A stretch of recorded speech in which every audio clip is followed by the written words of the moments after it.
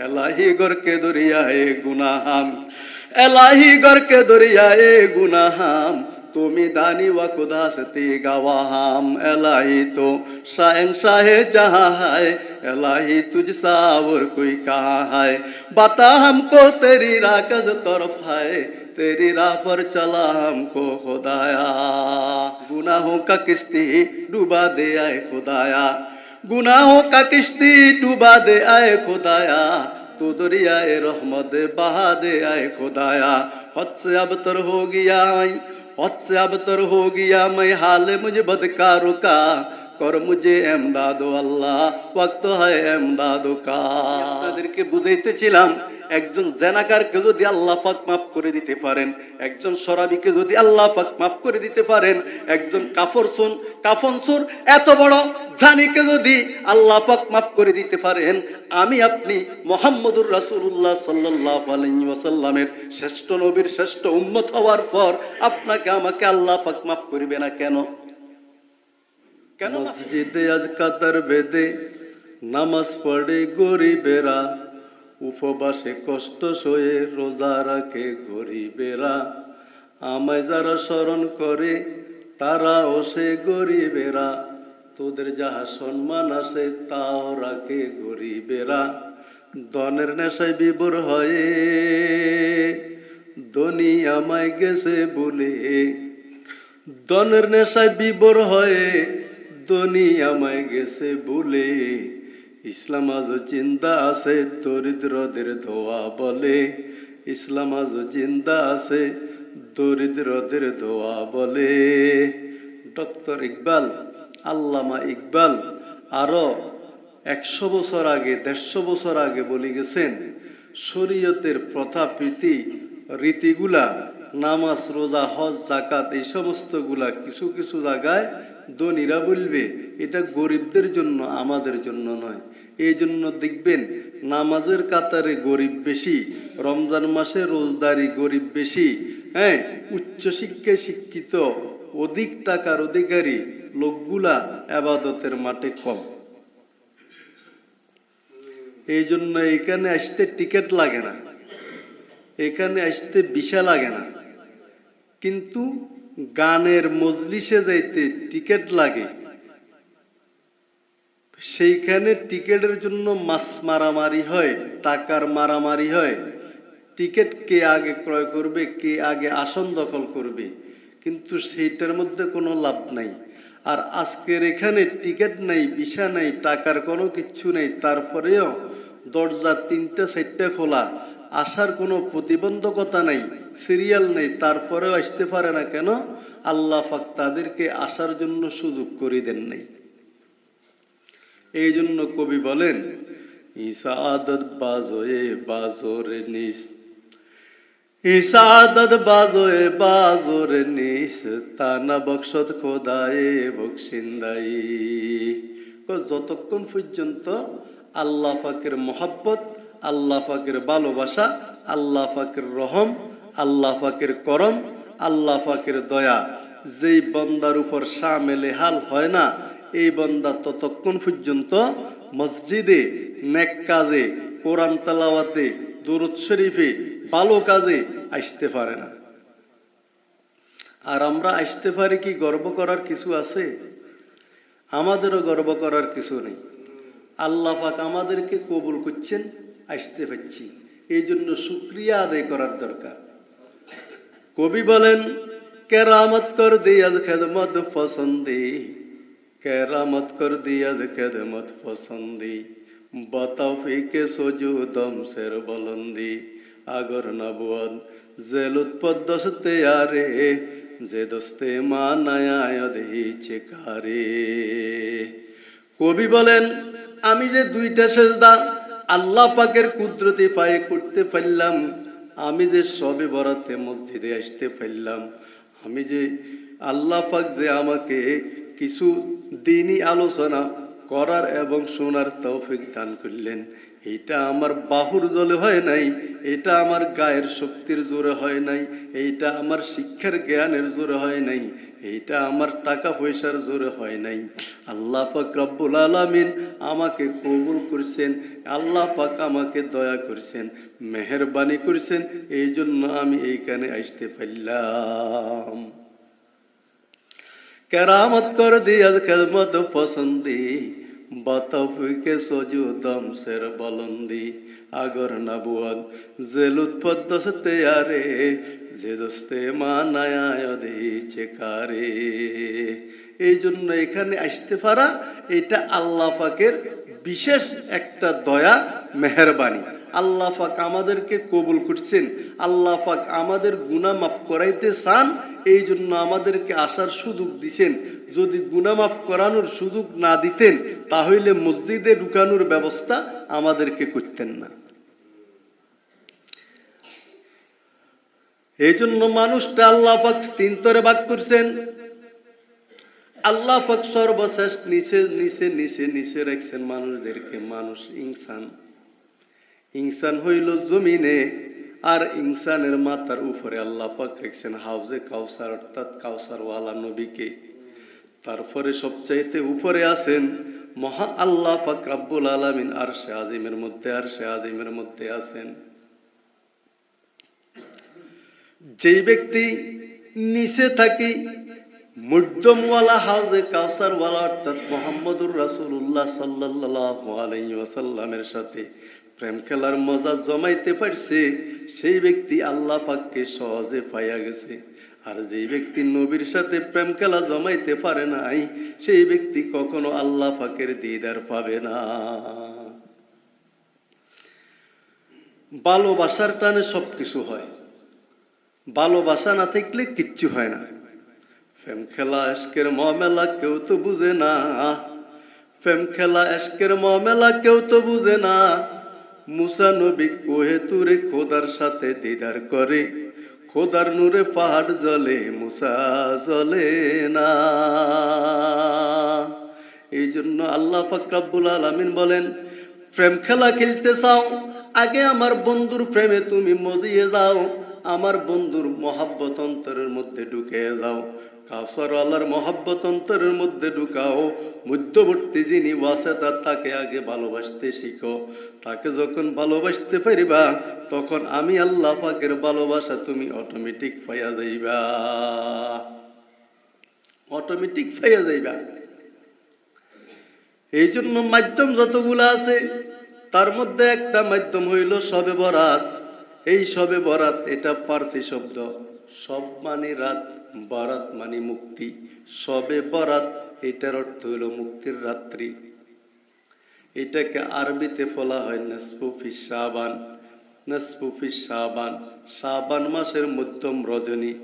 যদি কোনো ব্যক্তি বলে শবে বরাত, তো হাদিসের ভাষায়ও কোথাও পাওয়া যায় না, 30 পারা কোরআনের মধ্যে কোথাও পাওয়া যায় না।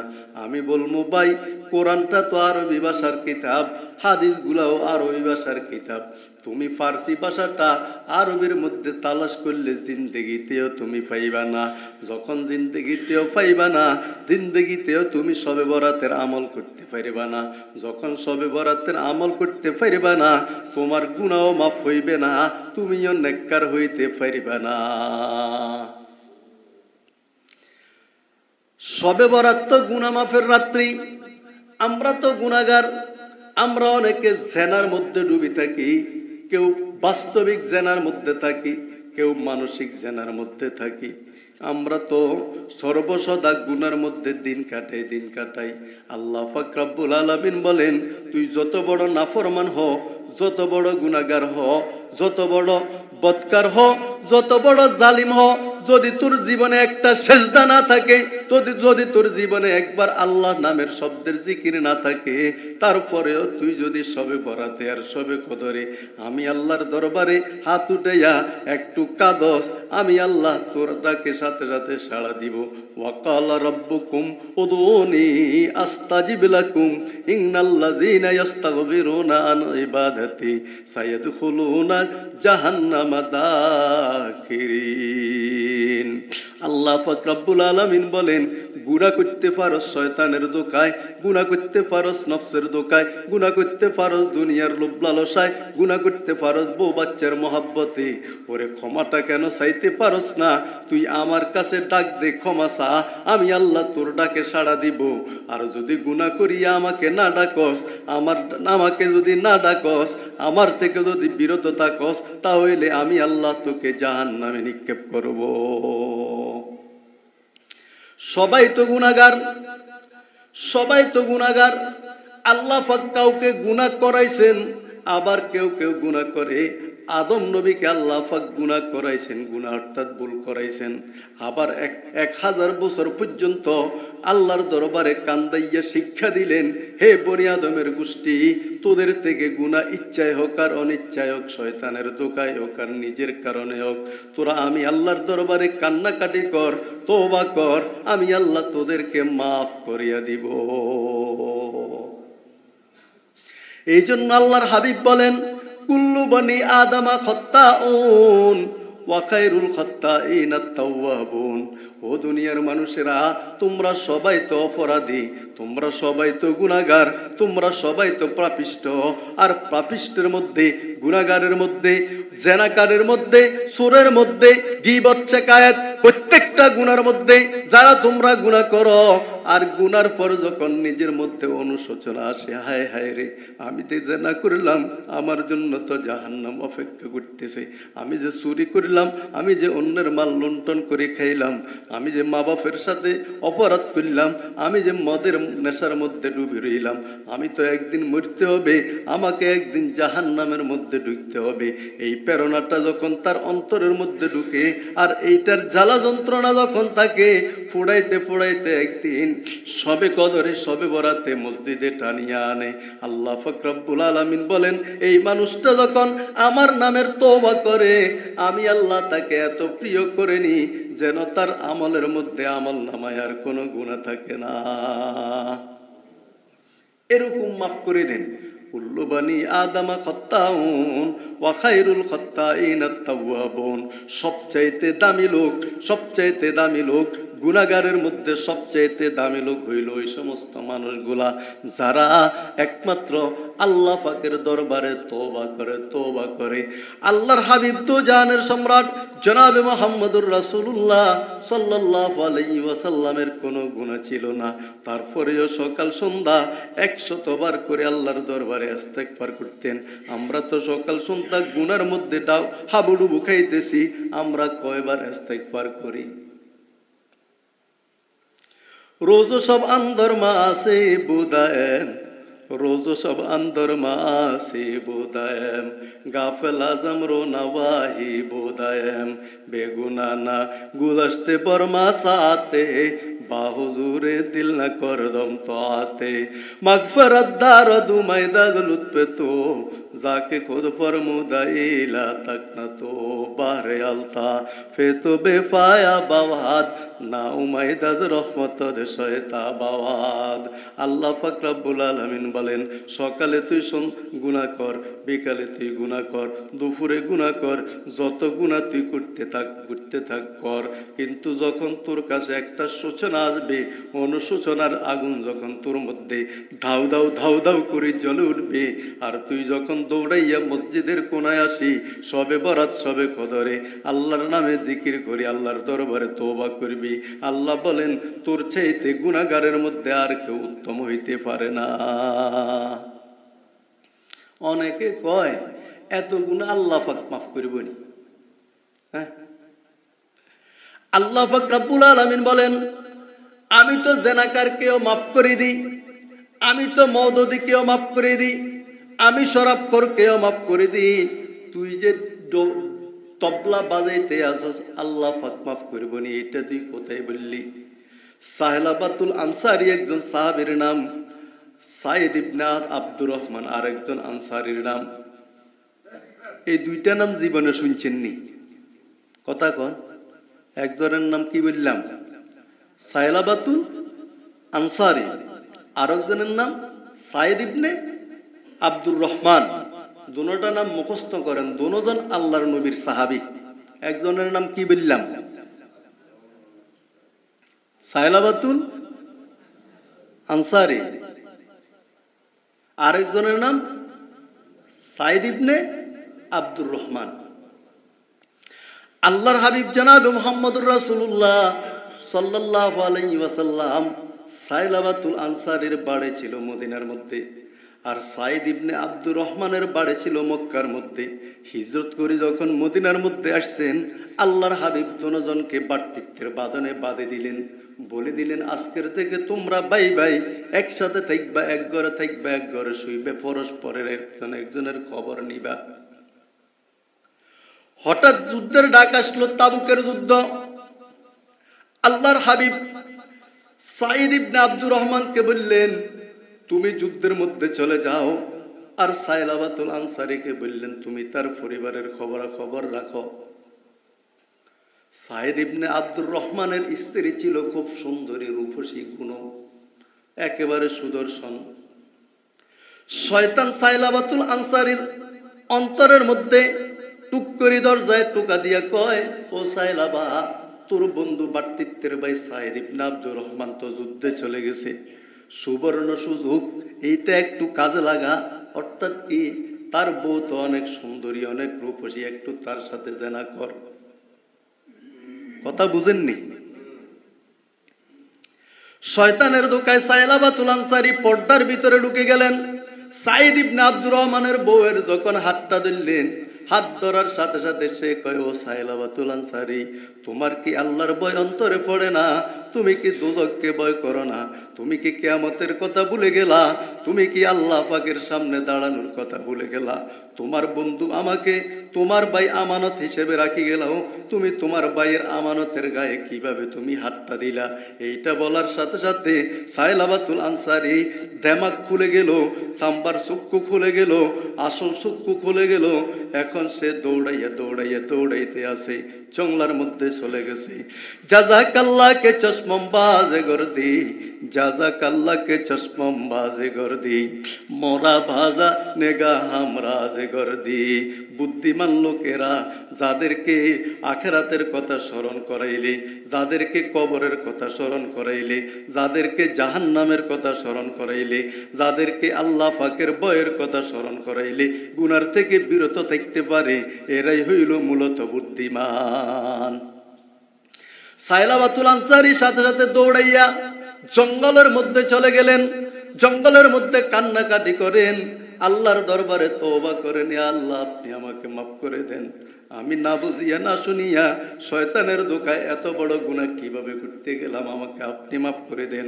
যুদ্ধের থেকে সাইদ ইবনে আব্দুর রহমান যখন বাড়িতে ফিরে আসলেন যুদ্ধ শেষে, আসার পর দেখতেছেন সাইলাবাতুল আনসারী এখন আর বাড়িতে নাই। নিজের স্ত্রীকে জিজ্ঞাসা করলেন, ও আমার স্ত্রী, আমার ভাতৃত্বের ভাই সাইলাবাতুল আনসারী কোথায় চলে গেল? বলে জংলার দিকে চলে গেছে।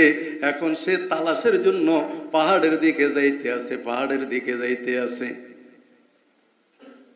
কারণ কি বুঝছেননি? যদি কোনো সময় সুযোগ হয় মক্কা মদিনায় যাই, পুরা সৌদি আরব ভ্রমণ করবেন, মরুভূমি পাহাড় টিলা ছাড়া, পাহাড় আর পাহাড় ছাড়া একসাথে ফাঁসকানি জমি, একসাথে মরুভূমি দেখতেন।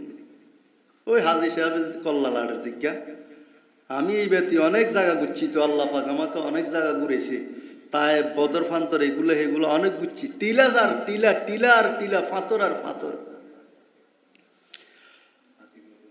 সাইলাবাতুল আনসারী ওই দুই পাহাড়ের মধ্যে ঢুকি কান্দে আছে। আর সাইদ ইবনে আব্দুর রহমান কয়, ও সাইলাবা তুমি এখানে কেন কাঁদতে আছো কেন? বলে আমি গুনাহ করছি আল্লাহর দরবারে, আল্লাহ পাক আমাকে মাফ করে কিনা আমি জানি না, আমি আর মানুষকে চোখ দেখাবো না, আমি আর মদিনার জগতে যাব না। বলে না, আমার সাথে চলো। সাইলাবাতুল আনসারী আব্দুর রহমান, সাইদ ইবনে আব্দুর রহমানকে বলে, তাহলে আমাকে সর্বপ্রথম আবু বকরের ঘরে নিয়ে নাও। সাইলাবাতুল আনসারীকে নেওয়ার আগে একটা শর্ত দিলেন, আমি তো ভুল করলাম, আমার দুইটা হাতকে পিছনের দিকে এমন ভাবে বাঁধো যাতে করে মানুষ দেখলে আমাকে থুতু নিক্ষেপ করে আমাকে দৌড়াইয়া টাইনা হেসরাইয়া পিছনের দিকে হাত বান্ধিয়া টানিয়া টানিয়া মদিনার গলিতে গলিতে আমাকে টানো, তারপর নাও আমাকে আবু বকরের বাড়ির মধ্যে নিয়ে নাও। আবু বকরের বাড়ির মধ্যে পিছের দিকে হাত বান্ধি টানি টানি টানি টানি তাকে যখন নিলেন, আবু বকরের কাছে বললেন, আবু বকর আমি এইরকম গুনাহ করলাম, আল্লাহ পাক আমাকে মাফ করবে কিনা? আবু বকর কয়, আল্লাহ পাক মাফ করবে না করবে এটা আল্লাহ পাকের বিষয়, আমিও আবু বকর জানি না। ও সাইলাবা, তুমি এই মুহূর্তে আমার বাড়ির থেকে বাইর হইয়া যাও। নৈরাশ হইয়া গেলেন। এবার সাইলাবা কয়, ও সাইদ ইবনে আব্দুর রহমান, আমাকে ওমরের দরবারে নিয়ে নাও, ওমর দেখি আমার রাস্তা বাইর করে কিনা। টানি টানি টানিয়া হাসরাইয়া ওমরের বাড়িতে যখন নিলেন, ওমর সাইলাবাতুল আনসারীকে দেখি কয়, ও সাইলাবাতুল আনসারী কেন আসলা? বলে, আমি তো এরকম গুনাহ করলাম, আল্লাহ পাক রব্বুল আলামিন আমাকে মাফ করবে কিনা, আমার তো জানার গুনাহ। ওমর ইবনে খাত্তাব বলেন, ও সাইলাবা, মাফ করা না করা আল্লাহ পাকের বিষয়, আমি ওমর জানি না, আমার বাড়ির থেকে তুমি বাইর হয়ে যাও। বাইর করে দিলেন। এইভাবে ওসমানের বাড়িতে গেলেন, এইভাবে আলীর বাড়িতে গেলেন, তারপরে কেউ তাকে মাফের ঘোষণা দিতে পারলেন না। এখন সাইলাবাতুল আনসারী কয়, ও সাইদ ইবনে আব্দুর রহমান, আমি মনে মনে ভাবছিলাম রহমতের নবী মুহাম্মদ আরবি সাল্লাল্লাহু আলাইহি ওয়াসাল্লামকে আমার এই ঘটনাটা শোনাবো না, আমার ঘটনাটা যেন আল্লাহর নবী না শুনেন, আমি চাইছিলাম এইটা। এখন দেখি না শুনে আর পারতেছি না। ওরে আবু বকর আমাকে বাইর করে দিতে পারে, ওমর আমাকে বাইর করে দিতে পারে, আলী আমাকে বাইর করে দিতে পারে। রহমতের নবী, উম্মতের কান্ডারি, যিনি উম্মতের জন্য পাগল পারা, উম্মতের জন্য 24টা ঘন্টা পাথর নিক্ষেপ খাইলেন, উম্মতের দরদি হইলেন, ওরে সেই রহমতের নবীর দরবারে আমাকে নিয়ে নাও। আমি জিজ্ঞাসা করি, আল্লাহ পাক আমাকে মাফ করবে কিনা, আমার জেনার গুনাহ মাফ করবে কিনা, আল্লাহর পাক রব্বুল আলামিন আমাকে মাফ করবেন কিনা। সাইদ ইবনে আব্দুর রহমান সাইলাবাতুল আনসারীকে আবার টানি টানি মুহাম্মদুর রাসূলুল্লাহ সাল্লাল্লাহু আলাইহি ওয়াসাল্লামের দরবারে নিলেন। লম্বা চড়া ঘটনা। আল্লাহর হাবিব কয়, ও সাইলাবা, তোর কাছে তো আমানত হিসেবে রাখছিলাম সাইদ ইবনে আব্দুর রহমানের স্ত্রীকে, তুই এত বড় অপরাধ কেমনে করলি? আমি তোর চেহারা দেখতে চাই না, আল্লাহ পাক মাফ করবে না করবে আল্লাহ পাক জানে, তুই আমার এখান থেকে বাইর হইয়া যা। সাইলাবাতুল আনসারী কয়, ওই সাইদ ইবনে আব্দুর রহমান, আমাকে তুই ছাড়ি দে, আমি আমার আই চোখকে আর মদিনার জগতে দেখাবো না। এমন মুহূর্তের মধ্যে তার ছেলে আসি কয়, ও সাইলাবা, তুমি বুড়া হইলা না শয়তানের গোড়া হইলা? তোমার কাছে এইটা কেভাবে আসলো? তুমি কেন জেনা করতে গেলা? ওরে তোমাকে আবু বকর বাইর করে দিয়েছে, ওমর বাইর করে দিয়েছে, আলী বাইর করে দিয়েছে, রহমতের নবী বিতাড়িত করেছে, আমি আর তোমাকে আব্বু বলে রাখতে পারবো না, তোমার চোখের দিকে আর আমি তাকাবো না, তুমি আর মদিনার গলিতে থাকিও না। ধিক্কার দিলেন ছেলে, তিনি চলে গেলেন জঙ্গলার মধ্যে, হাউ মাউ করে কাঁদতে আসেন, কাঁদতে আসেন, কাঁদতে আসেন। গুনাহ মাফ করবে কিনা, গুনাহ মাফ হবে কিনা, আল্লাহ পাক রহমান তিনি মাফ করবেন কিনা, এইভাবে কান্নাকাটি করলেন। সাথে সাথে আল্লাহ পাক রব্বুল আলামিন আরশে আজিম থেকে জিব্রাইল আলাইহিস সালামকে ডাক দিলেন, ও জিব্রাইল, তুমি কোথায় আছো? তাড়াতাড়ি আসো। জিব্রাইল কয়, লাব্বাইকা ইয়া আল্লাহ, আমি তো আপনার দরবারে হাজির, আমি আপনি হুকুম করেন। আল্লাহ পাক রব্বুল আলামিন বলেন, ও জিব্রাইল, যায়া আমার বন্ধু মুহাম্মদকে একটু জিজ্ঞাসা করো, সমস্ত বান্দাগুলার মালিক আমি না সে। আসল কথা এসেছে। জিব্রাইল আলাইহিস সালাম ওহী লইয়া আসতে আছেন। ওহী আসার সময় 3 ধরনের আওয়াজ হয়। একটা আওয়াজ হয় জন জন জন জন জন জন করে একটা আওয়াজ, সাহাবায়ে কেরামও কানে শুনতে পান, তখন বুঝতে পারেন জিব্রাইল আসতে আছে। জিব্রাইল ওহী নিয়ে আসি আল্লাহর হাবিবকে জিজ্ঞাসা করে, ও মুহাম্মদ সাল্লাল্লাহু আলাইহি ওয়াসাল্লাম, আল্লাহর হাবিব কয়, বিনা পারমিশনে, বিনা নোটিশে কেন এই মুহূর্তে আসলেন? বুঝতে তো পারলাম না। বলে, আল্লাহ পাক সালাম পাঠাইছেন এবং আপনাকে জিজ্ঞাসা করার জন্য বলছেন, সমস্ত বান্দাগুলার মালিক আপনি না আল্লাহ? বলে, সবগুলার মালিক তো আল্লাহ। বলে, তাহলে আপনি কেন সাইলাবাতুল আনসারীকে আপনি বিতাড়িত করলেন, বাহির করে দিলেন? কথা আবার বুঝছেননি? আল্লাহর হাবিব কয়, আমি বাইর করে দিলাম, সে তো গুনাহ করলো। জিব্রাইল আলাইহিস সালাম কয়, আল্লাহ পাক তার কান্নাকে এত কবুল করলেন, এত পছন্দ করলেন, তার তওবাকে এত কবুল করে নিলেন। তার তওবাকে আল্লাহ পাক এমন ভাবে কবুল করলেন, এখনই আপনার কাছে আল্লাহ পাক পাঠাইছেন আমাকে সায়লাবাকে তাড়াতাড়ি তালাশ করে তাড়াতাড়ি নিয়ে আসার জন্য। এবং তাকে আল্লাহ পাক এমন ভাবে মাফ করে দিলেন, তার মাফের তুলনা পৃথিবীর মধ্যে দৃষ্টান্ত হয়ে থাকবে এমন একটা মাফ আল্লাহ পাক করে দিলেন। আল্লাহর হাবিব মুহাম্মদুর রাসূলুল্লাহ সাল্লাল্লাহু আলাইহি ওয়াসাল্লাম সাথে সাথে কয়, ও আবু বকর, তাড়াতাড়ি একটু বাইর হও না, আমার সায়লাবা কোথায় আছে তাকে একটু তালাশ করে তাড়াতাড়ি আমার দরবারে নিয়ে আসো না। ওমর কয়, ইয়া রাসূলুল্লাহ, আমাকেও আপনি অনুমতি দিন, আমার দরবারেও সায়লাবা গেছিল, আমি বিতাড়িত করলাম, আমিও তার তালাশে একটু বাইর হইয়া যাই। আলী দাঁড়িয়ে কয়, আমাকেও অনুমতি দিন, আমিও তার তালাশে বাইর হইয়া যাই। মুসলমানদের সাহাবাদের মধ্যে সবচেয়ে বয়স্ক সাহাবী হযরত আব্দুর রহমান সালমান ফারসি রাদিয়াল্লাহু তাআলা আনহু। সালমান ফারসি রাদিয়াল্লাহু তাআলা আনহু যখন ইসলাম ধর্ম গ্রহণ করেন তখন তার বয়স ছিল 150 বছর। আমরা কত বছর বাঁচি? আমাদের বয়স কত? বাইনা 70 ওয়া 60, 60-70 হইল আমাদের গড় আয়ু। আর 150 বছর বয়সে সবচাইতে বয়স্ক অবস্থায় ইসলাম গ্রহণ করলেন সালমান ফারসি। 350 বছর বয়সে তিনি মৃত্যুবরণ করলেন।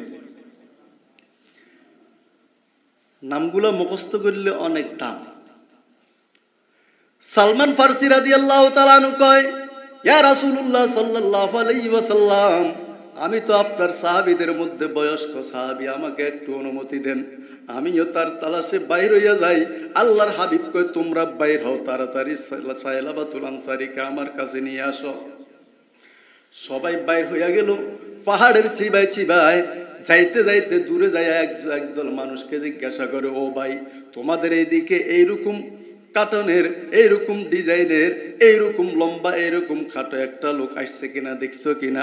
বলে, কোন লোক এইরকম দেখি নাই, তবে রাত্রিবেলায় একটা মানুষ ওই পাহাড়ের শিবার মধ্যে সেজদায় পড়িয়া চিল্লাইয়া চিল্লাইয়া কান্নাকাটি করতে থাকে, তার চিল্লার কান্নার চিৎকারে আমাদের রাত্রিবেলায় ঘুম আসে না। সবাই দৌড়াইয়া গেলেন, দেখতেছেন সায়লাবাতুল আনসারী পাহাড়ের গুহায় আল্লাহ পাকের কুদরতি পায়ে মাথা ঝুঁকাইয়া কান্নাকাটি করতে আছেন, এত জোরে কান্নাকাটি করতে আছেন। আবু বকর কয়, ও সায়লাবা, তুই উঠ, আমার সাথে চল, বিশ্বনবী বলেছে তোকে আমার সাথে নেওয়ার জন্য। বলে, না, আমি যাব না, যতক্ষণ আল্লাহ পাক আমাকে মাফ না করবে ততক্ষণ আমি মদিনার মানুষকে চোখ দেখাবো না। ওমর ইবনে খাত্তাব কয়, ও সায়লাবাতুল আনসারী, আল্লাহ পাক জিবরিল আমিনের মাধ্যমে ওহী পাঠাইছেন, তোকে ক্ষমা করে দিয়েছে, চল আমাদের সাথে চল, আল্লাহর নবী তোকে নেওয়ার জন্য বলছে। সায়লাবা আবার মাথা উঠে তাদের সাথে আসতে আছেন মদিনার মধ্যে। ওই মুহূর্তের মধ্যে মসজিদে নববীর মধ্যে ফজরের নামাজ পড়াইতেছেন কুল কায়নাতের সম্রাট জনাব মুহাম্মদুর রাসূলুল্লাহ সাল্লাল্লাহু আলাইহি ওয়াসাল্লাম। শেষ রাকাতের মধ্যে পড়তে আছেন, আলহাকুমুত তাকাসুর হাত্তা জুরতুমুল মাকাবির কাল্লা সাওফা তাআলামুন সুম্মা কাল্লা সাওফা তাআলামুন। এই সূরা যখন পড়তে আছে, সায়লাবাতুল আনসারীর কানের মধ্যে যখন ঢুকতে আছে, আরবি তো তারা বুঝতেন, আমরা তো গোড়ার ডিমও বুঝি না, এই জন্য আমাদের চোখের পানিও আসে না। সায়লাবা বুঝতে আছে, আলহাকুমুত তাকাসুর হাত্তা জুরতুমুল মাকাবির, ওরে কবরের বর্ণনা যখন দিতে আছে তখন তিনি বিকট একটা আওয়াজ দিলেন, আবার আরেকটা বিকট আওয়াজ দিলেন। যখন হাত্তা জুরতুমুল মাকাবির বলল, এই আওয়াজের সাথে সাথে মানুষ হতভম্ব, এত কুশ্রী বিশ্রী, এত বলিষ্ঠ আওয়াজ কে দিল? কে এইরকম নামাজের মধ্যে চিৎকার দিয়ে উঠলো? নামাজ এদিকে সেদিকে সালাম ফেরানোর পর আল্লাহর হাবিব দেখতেছেন সায়লাবাতুল আনসারী এক পাশে পড়ে রইছেন। ওরে জিজ্ঞাসা করলেন, কে এইরকম চিৎকার দিল? কয়, সায়লাবা আপনার তেলাওয়াতের আওয়াজ শুনি আসার সময় চিৎকার দিয়া পড়ে গেলেন। আল্লাহর হাবিব কয়, তোমরা একটু দেখো আমার সায়লাবার হাতটা একটু চালু আছে কিনা। সালমান ফারসি তার বুকের সাথে কান লাগাইয়া কয়, ইয়া রাসূলুল্লাহ সাল্লাল্লাহু আলাইহি ওয়াসাল্লাম, সায়লাবা তো আর জীবিত নাই, সে তো মারা গেছেন। আল্লাহর হাবিব কয়, তোমরা তাকে দাফন কাফনের ব্যবস্থা করো, আমি নবী তাকে জানাজার নামাজ পড়াবো, আমি নবী তাকে নিজ হাতে কবরের মধ্যে নামাবো। কয়জনের ভাগ্যে আছে? সাইলাবাতুল আনসারীকে খাটিয়া বহন যখন করতে আসেন, আল্লাহর হাবিবও খাটিয়ার পিছনে পিছনে চলতে আসেন। একটা মাসলা আজকে বলে দিই, যেখানে যেটায় জানাজার নামাজ পড়ার জন্য যাবেন, জানাজার নামাজের সামনে দিয়া কখনো হাঁটবেন না। মুর্দা লাশ আগে থাকবে আর মুসল্লিরা পিছনে পিছনে হাঁটবে। লাশের সামনে দিয়া হাঁটার অনুমতি জানাজার মধ্যে নাই। আল্লাহর নবী হাঁটেন দুই আঙ্গুলের উপর, পায়ের বিদ্যা দুই আঙ্গুলের উপর বর দিয়া বর দিয়া বর দিয়া হাঁটেন। সাহাবায়ে কেরাম কয়, ইয়া রাসূলে খোদা সাল্লাল্লাহু আলাইহি ওয়াসাল্লাম, আপনি যে পায়ের বুড়ে আঙ্গুলের উপর বর দিয়া হাঁটেন, আপনার কি কষ্ট হয় না? আল্লাহর হাবিব কয়, আমার সাহাবীরা, তোমরা তো দেখতেছ না, আমি দেখতেছি। আমার সাইলাবার জানাজার মধ্যে আকাশ থেকে আল্লাহ পাক এত অগণিত ফেরেশতা পাঠাইলেন, অগণিত ফেরেশতা পাঠাইলেন। ওরে আমি নবী যে পুরা দুইটা পা জমিনের মধ্যে রাখি চলাফেরা করব, এমন জায়গা আমি খালি পাইতেছি না। এই জন্য আমি নবী বিদ্যা আঙ্গুলের উপর বর দিয়ে। এবার বুঝছেন নি?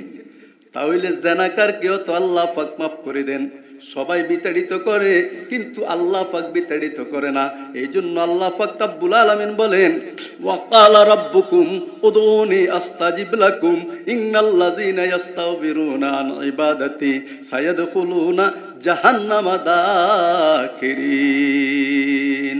যত বড় গুনাহগার হও তুমি, জেনা করছো সমস্যা নাই, চুরি করছো সমস্যা নাই, মদের নেশায় তুমি সমস্যা নাই, ওরে যত রকমের গুনার মধ্যে থাকো সমস্যা নাই, তুমি আল্লাহর দরবারে হাত উঠাইয়া একমাত্র আল্লাহর দরবারে খাদো। ফাদে শাহ জুরমে মারা দরগুজার, ফাদে শাহ জুরমে মারা দরগুজার, মাগুনাগারি মে তু আমর জেগার তোনে কোকা প্রিয় মাবদ কর দায়েম জুরমে বে আন্দাজা বেহদ কর দায়েম সালেহাদর বন্দে আসিয়া গোস্তায়েম হাম করিনে নফস শয়তা গোস্তায়েম।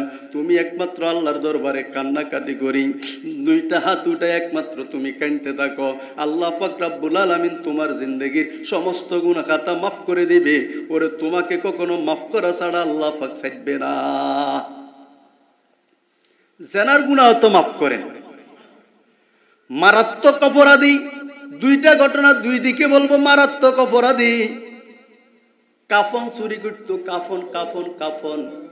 নিত্য নতুন মানুষকে যখন দাফন করত তখন সে কাফন চুরি করত, কাফন গুড়া বিক্রি করত। পূর্ণিমার রজনী, আজকে যেরকম 14 তারিখ রজনী, এরকম রজনীর মধ্যে একটা যুবতী মেয়ে, এখনো বিবাহ হয় নাই, বালেগা একটি মেয়ে, ফুটফুটে সুন্দরী একটা মেয়ে যখন মারা গেল, তাকে যখন দাফন করা হলো, ওই কাফন চোরা তার কাফন গুলাকে চুরি করে যখন নিয়ে আসতেছে, চন্দ্রের ফুটফুটে চন্দ্রের আলো যখন তার গায়ের মধ্যে ফুটলো, ঝিলিকের মতো ওই মহিলার রূপটা তার চোখের মধ্যে বাসে উঠল।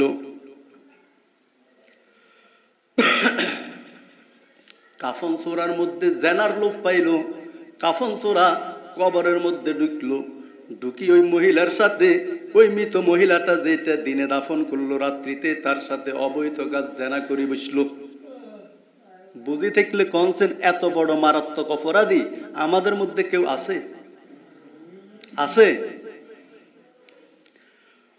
ওই মহিলাটা মেয়েটার সাথে জেনা করি, কাফন চোরা যখন উটি রওয়ানা দিতেছে, তখন মেয়েটা আচমকা কয়, কুম, ও আল্লাহর বান্দা তুই একটু থাম, আমি তো পবিত্র ছিলাম, পাক পবিত্র ছিলাম, আমাকে পাক পবিত্র করে এই কবরের মধ্যে রাখে গেল, তুই আমাকে কেন অপবিত্র করলি, কারণটা কি?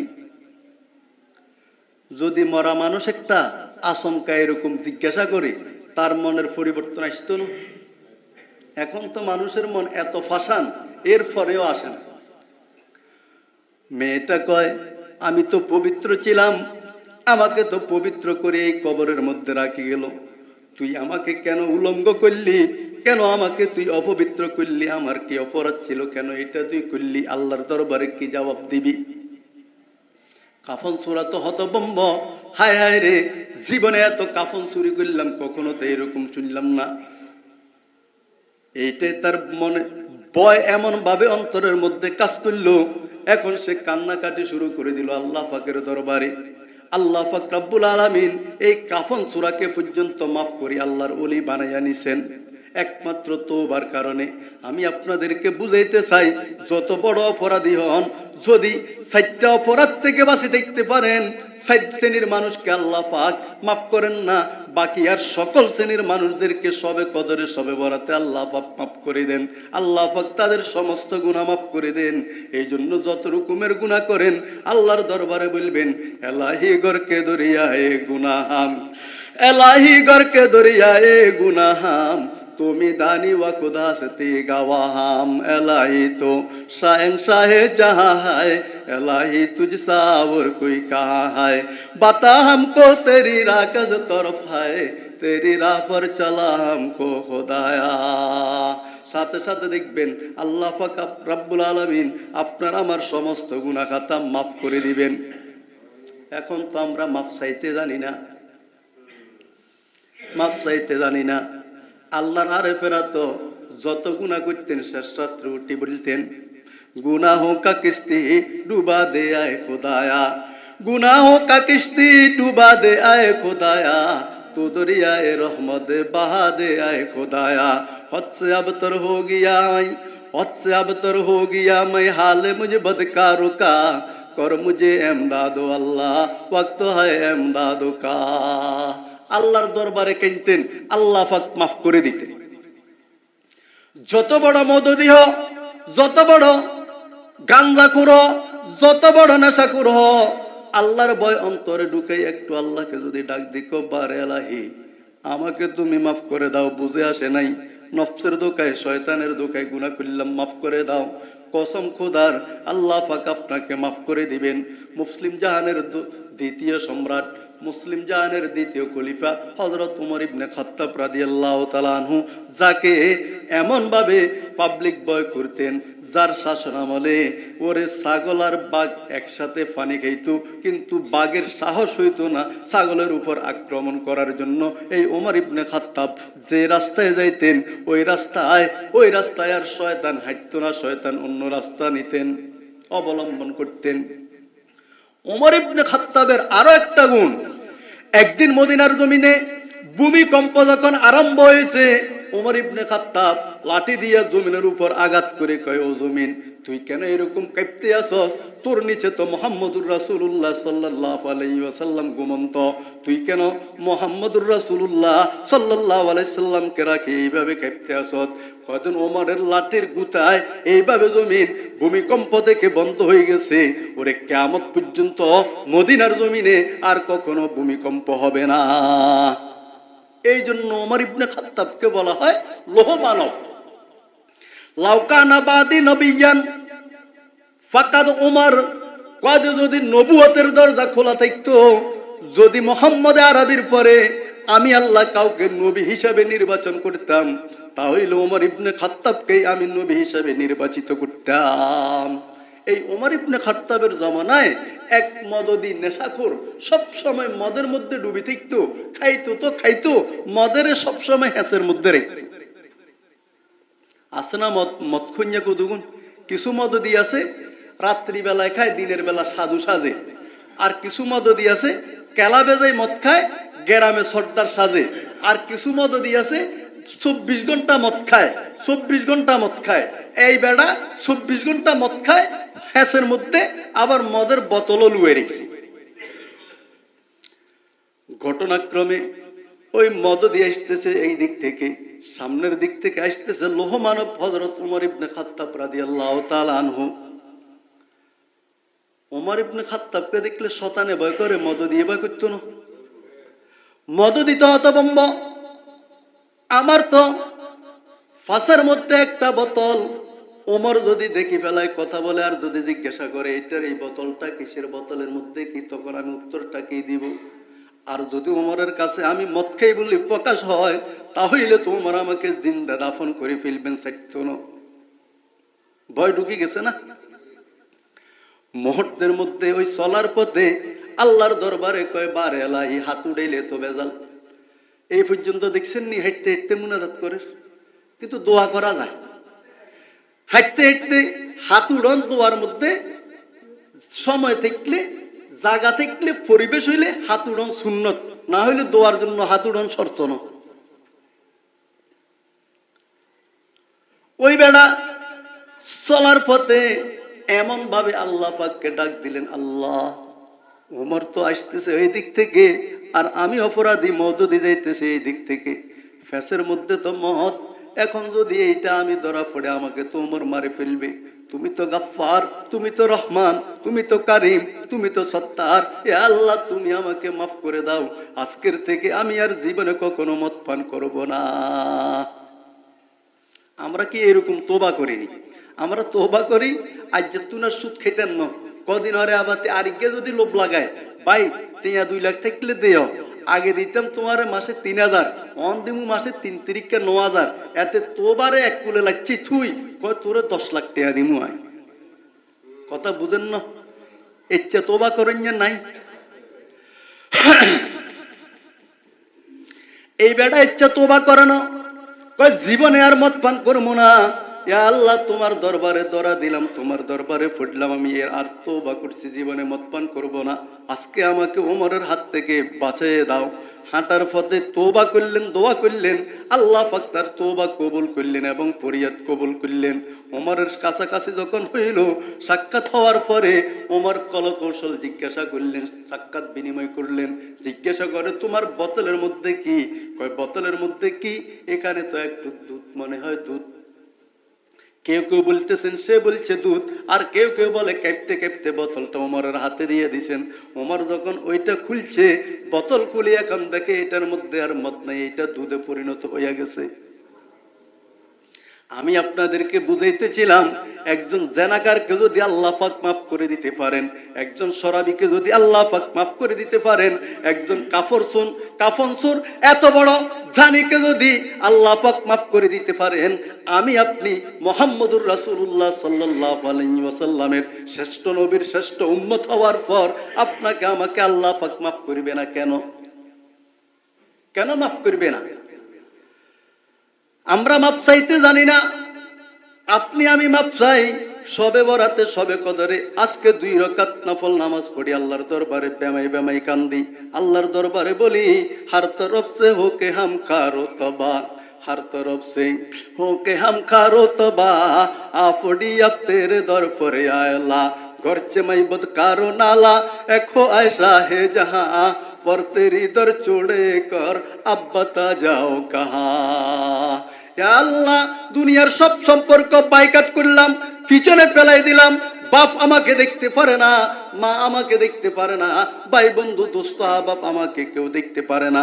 ইয়া আল্লাহ সব দরবার ছাড়ি এখন আপনার দরবারে আসি পড়লাম, আপনি যদি আমাকে বিতাড়িত করে দেন আর তো যাওয়ার কোনো রাস্তা নাই, মেহেরবানি করে আমাকে মাফ করে দেন, আমাকে আপনার নেককার বান্দাদের অন্তর্ভুক্ত করিয়া নেন। আল্লাহ পাক রব্বুল আলামিন বলেন, আমার 80 বছরের গুনাহগার, আমার 50 বছরের গুনাহগার, আমার আজীবন গুনাহগার যদি আমার দরবারে আসি, একটু হাত উঠাইয়া বেমাইয়া চোখের পানি ফেলাই কান্দে, আমি আল্লাহ মুহূর্তের মধ্যে তার তওবা কবুল করে নিই, আর এই তওবার মাধ্যমে তাকে আমি এরকম নিষ্পাপ করে দিই যেন আল্লাহর হাবিব বলেন, ওরে মায়ের গর্ভ থেকে আসার সময় যে এরকম 1 ইঞ্চি গুনাহ ছিল না। তওবা যদি তওবার মতো হয়, আল্লাহ পাক যদি কবুল করেন, আপনার আমার আমলনামার মধ্যেও ইঞ্চিত পরিমাণ গুনাহ থাকবে না। তাহলে আজকে শবে বরাতের রাত্রি মুক্তির রাত্রি না ভাই? কথা কন, আমরা কি আল্লাহর কাঠগড়ায় আসামি না? আসামি না? তো আমরা আসামির তুন বাঁচতাম চাই না? তো বাঁচতাম চাইলে গুনাহ আছে তো, তো গুনাহ যদি থাকে, গুনাহ কি কাফন সূরাত তুন আমাদের গুনাহ বেশি, মদদির তুন গুনাহ বেশি? এই জন্য একটু আল্লাহর দরবারে চোখের পানি ফেলাই কান্দেন না। সাইলাবাতুল আনসারীর মতো যদি নবী থাকতো, ওহি আসি দিত না, আপনার আমার তওবা যে আল্লাহ পাক কবুল করছেন, আসতো না? তাহলে কাঁদবেন তো আজকের রাত্রিতে, একটা রাত্রি মাত্র কান্দেন না। বছরের মধ্যে 365 দিন, পুরা দিনটা তো গেল, রাতটাও গেল, আজকের রাত্রিটা, রমজান মাসটা একটু কান্দেন না, দেখেন না আল্লাহ পাক আপনার পরিবর্তন আনে কিনা। আল্লাহর হাবিব তো বলছেন, গুনাহগার যদি হো মাগরিবের পর থেকে বলতে থাকো আল্লাহ পাক গুনাহ মাফ করবেন। অসুস্থ তুমি আল্লাহর দরবারে বলো আল্লাহ পাক তোমাকে সুস্থতা দান করবেন। অভাবী তুমি আল্লাহর দরবারে বলো, আল্লাহ পাক তোমার রিজিকের ব্যবস্থা করে দিবেন। সমস্যার মধ্যে আছো তুমি, আল্লাহর দরবারে বলো, আল্লাহ তোমার সকল সমস্যা সমাধান করে দিবেন। আজকের রাত্রি তো আল্লাহর হাবিব তো বলছেন, সপ্তম আসমান থেকে প্রথম আসমানের মধ্যে আল্লাহ পাক আসি হাত বাড়াইয়া দিছেন। এই হাত বাড়ানোর মধ্যে যেই গুনাহগার হাতটাকে একটু ধরবে সেই ব্যক্তি কামিয়াব, আর যে হাত বাড়ানোর পরেও ধরবে না সেই ব্যক্তি ডুববে, গুনার সাগরে ডুবে যাবে।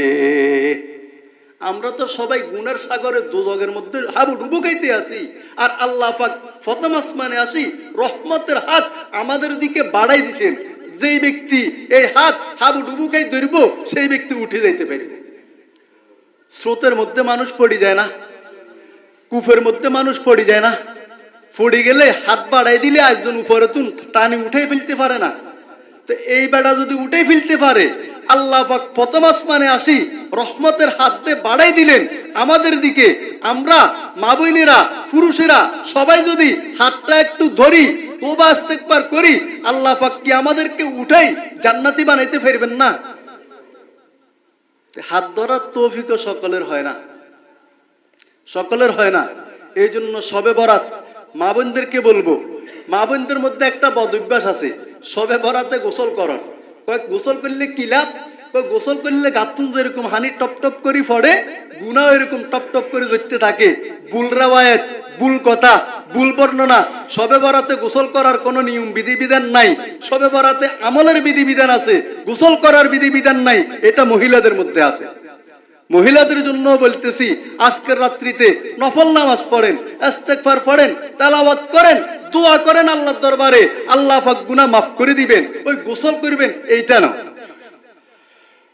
লম্বা চূড়া আলোচনা করলাম তো, আসলে ইবাদতের রাত্রি, মনটা একটু নরম হইলে ইবাদত করতে সহজ হয়। ভাই, জমিন যদি না চাষ দে, রোয়া যত গুতেই লাগাইবো লাগক, রোয়া কি লাগবো নি? একটু যদি চাষ সাইটের জায়গায় আগে চাষের যে জমি হিকতো, আর দাদা তো শাসি ছিলেন, আমিও শাসির ঘরে হয়েছি তো কিছু সইতাম, এটা জানি। চাষের জমি হিকতো, তখন জমির মধ্যে কাদা বালা হইতো, রোয়া লাগাইলে ঠুস ঠুস লাগতো, রোয়া আগে যেত। আর অনেকে কি করতো, 2 সার দিয়ে হেঁকে যেত গই, 3 সার দিয়ে হেঁকে যেত গই। এবার দিন ব্যাগা গোসারে টিপলেও গোসা থাকে না, ইন্দি রুইয়ে গিয়ে ইন্দি গোসা বাসে উড়ে যায়। এটা আপনারা করেন না? অহংকার হলার করে এটা বুঝন যাইত না, বুঝে আসেনি।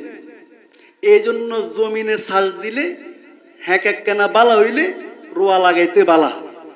আমরা তো গুনাহগার, কিছু জান্নাত জাহান্নামের কথা, কিছু আমলের কথা শুনাইলে এই পাথরের মতো অন্তরগুলা একটু গড়লে আমলের দিকে অগ্রসর হয়, আমল করতে একটু সহজ হয়।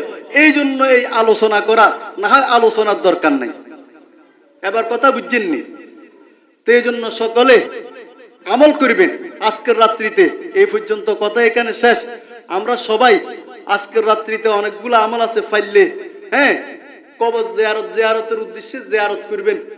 একবার সূরা ফাতিহা, 3 বার সূরা ইখলাস, কয়েকবার নিম্নে 11 বার দুরূদ শরীফ পড়ি। মুরব্বীদের ইসালে সওয়াব ফাটাই দিবেন। ফাইলে কবরস্থানে যাইবেন, না ফাইলে যাইয়েন না, সমস্যা নাই। কবরস্থান একখান 3 মাইল দূরই, জঙ্গলেতে তুই রেখছেন, আপনি হেঁটে কেন যাইবেন? আন্দি হইরার মতো এরকম কবরস্থান কি কোয়ালের সামনে বেকার আসেনি? আপনার কত কোয়াল বালা। কবরের সামনে যাইতে ফেললে মুর্দার তুনো নিজের উপকার বেশি হয়। বলে কেন হুজুর? মরণের কথা স্মরণ হয় না? একেবারে ব্যাজ্ঞান বাদ দেন, কবরের সামনে যাই 2 মিনিট চোখ বন্ধ করে শুধু এইটা মনে মনে ভাববেন, হায় হায় রে, আমার আব্বা এই কবরে ঢুকি রয়েছে, আমার চাচা এই কবরে ঢুকি রয়েছে, আমার মা এই কবরে ঢুকি রয়েছে।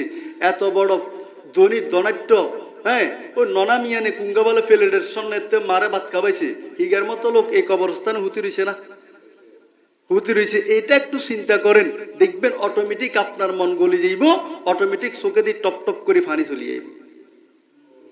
আল্লাহ পাক আমাদেরকে আমল করার তৌফিক দান করেন।